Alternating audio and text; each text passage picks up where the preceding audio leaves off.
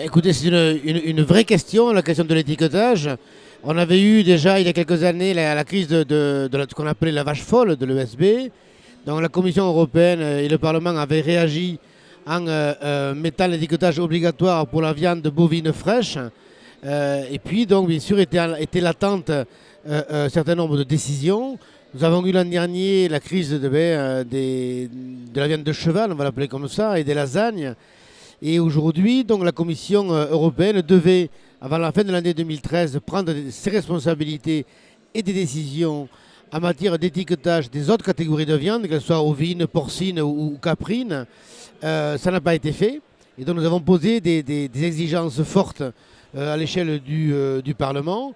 Et donc pour l'instant, c'est latent. La Commission est en retrait sur cette question-là. Et elle est en retrait également sur un second aspect majeur, qui est la question des ingrédients dans les plats cuisinés. Donc nous sommes intervenus avec force, et moi le premier, par une question écrite, et ensuite à travers un rapport déposé par Esther Delange au Parlement européen, qui pose, par les amendements que j'ai déposés avec Gilles Pargnot, la nécessité d'étiqueter les éléments qui conditionnent les plats cuisinés. Pour l'instant, la Commission est en retrait. C'est un vrai problème sur le marché de la concurrence et qui peut effectivement perturber le marché et surtout donc ne pas donner aux consommateurs la véracité, et donc la provenance de la viande, le pays d'origine, le lieu d'abattage, le lieu d'élevage. Et nous ne comprenons pas, je ne comprends pas que la Commission ait autant de positionnement de recul par rapport à cette question qui me semble, qui nous semble, et nous sommes en partenariat avec l'ESB ici, essentielle pour garantir justement donc, la qualité alimentaire et sanitaire auprès des consommateurs.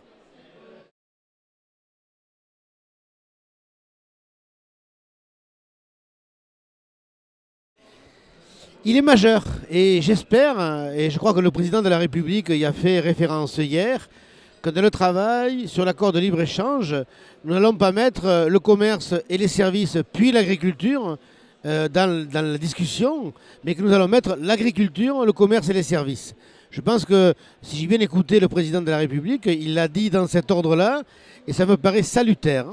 Il est hors de question, pour nous, Français, à la fois sur le modèle agricole français comme sur le modèle agricole européen, que nous lâchions sur la question des IGP, des AOP, sur la question de la traçabilité justement, donc, et que le modèle américain vienne dominer finalement notre façon de faire et surtout notre façon d'être.